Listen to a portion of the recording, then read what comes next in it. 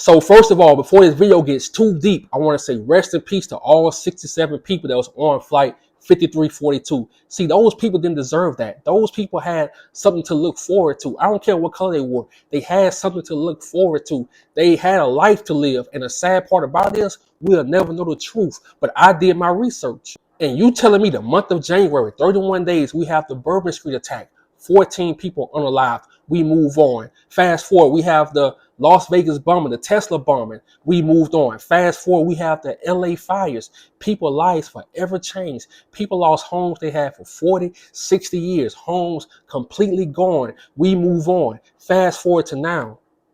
We have an Army Black Hawk helicopter crashes into an American airline plane, and they want us to think that this was an accident.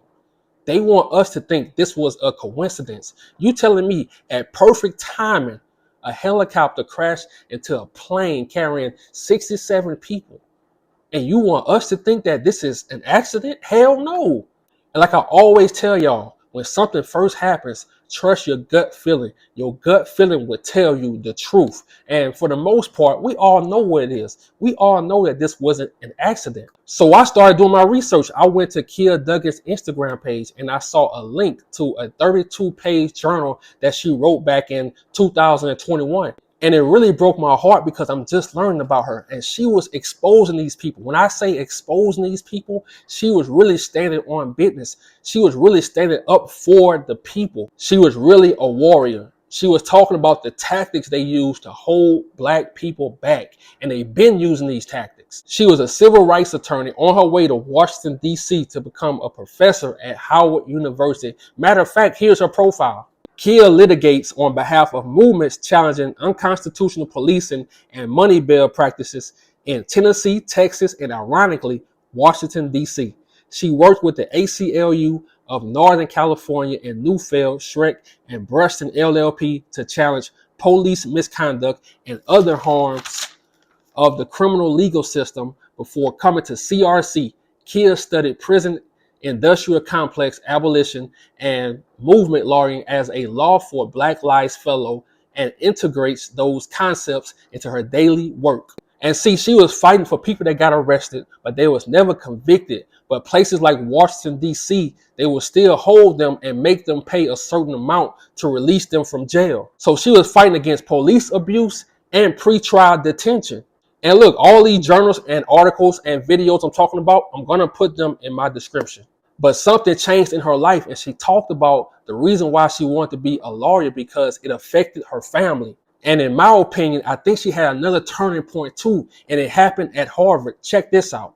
Harvard law exploits Black people in general and Black students who take it on themselves to educate their classmates and professors.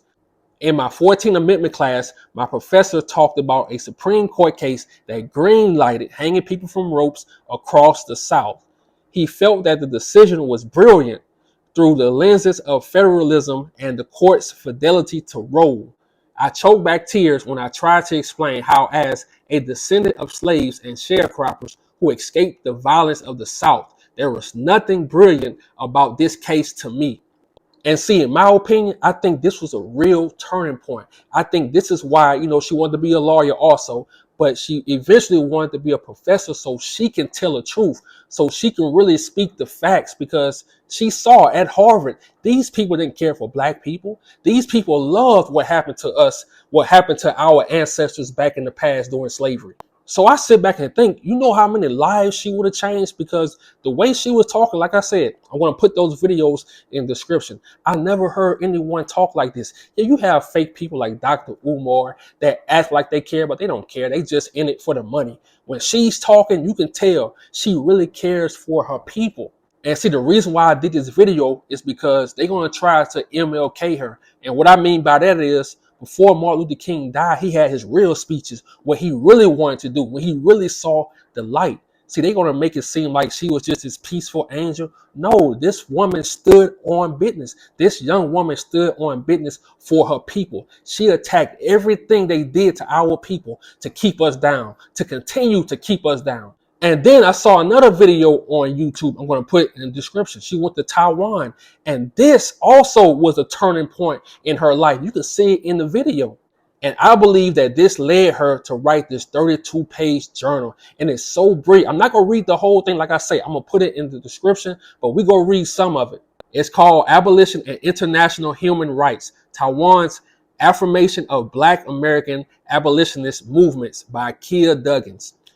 America's use of police to maintain a social order that protects the interests of white upper-class citizens is similar to Taiwan's use of a police state to protect the interests of its authoritarian regime from 1945 to 1987.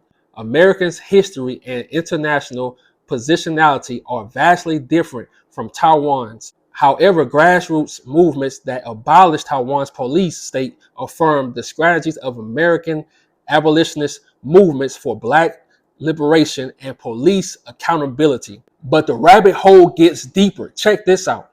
I am writing this preface on January the 6th, 2021, as a pro-Trump insurgents conduct an armed takeover of the United States Capitol building with little intervention from the police or the National Guard.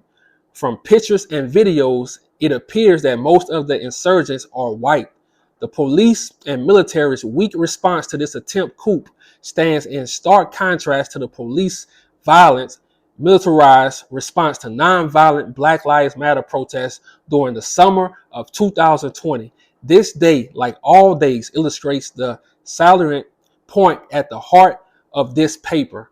The American police exists not to promote public safety, but to preserve a particular social order that benefits rich white Americans. To enact meaningful justice in the United States, we must divest from this system rooted in white supremacist ideologies and invest in infrastructure that promote a more inclusive, safe, and healthy social order. So on my channel, I love to break things down. So you telling me on January the 6th, 2021, that she wrote this. Fast forward to now, Trump gets into office. First thing he does is pardons 1,500 of those people. Matter of fact, one of the people he pardoned was unalived in a traffic stop. And Kia Duggins flies to DC to start her career as a professor. And ironically, a helicopter hits the same plane she is on.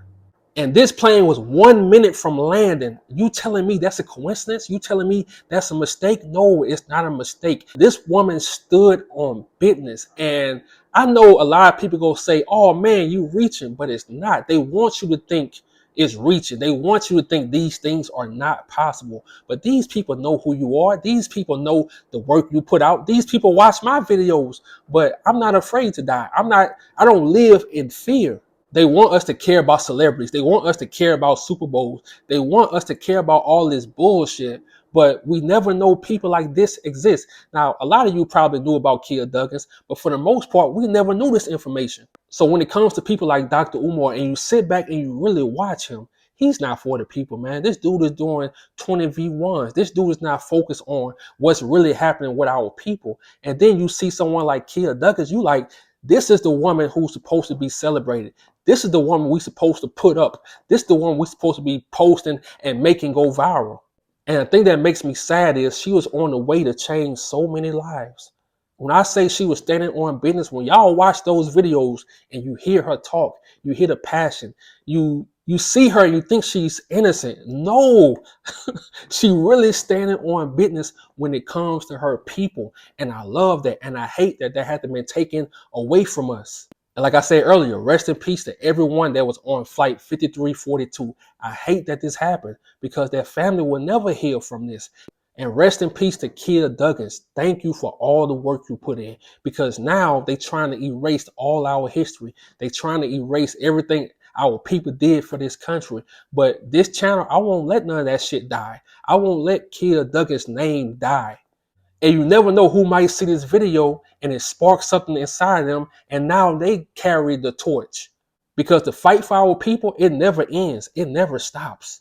I'm out.